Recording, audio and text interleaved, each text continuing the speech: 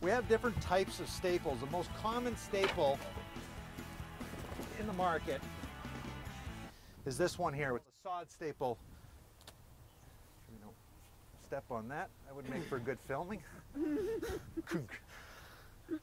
Headline: Instructor gets knocked out at own presentation by himself.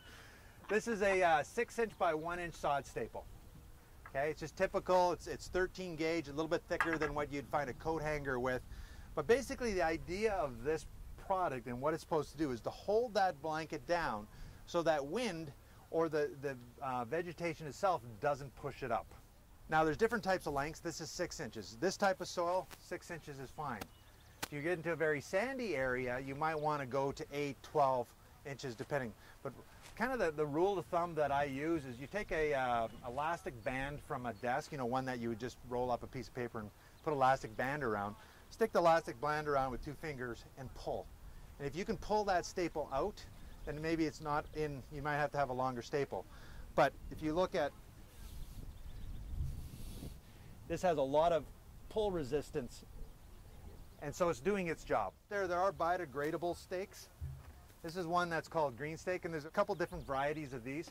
They're plastic based, put together with cornstarch or some kind of starch aspect. So they become biodegradable because the bacteria comes in, eats the starch, it breaks it apart. You can get wood ones. They're more difficult to get and more expensive. I've seen people put in blanket in Colorado where they just take a 2x4, cut it in a V type of shape and use those to pin them down because they want 100% wood. But these are available out there as well. There are other ways of putting in staples. There's one called round tops that are single legs that have a round top to them. There's a staple gun that's out there. This is really for contractors. They come in cartridges, and it's just basically for ease of putting in the staple.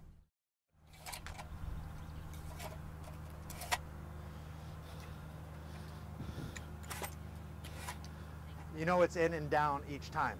Another thing too is the guy's got a rhythm.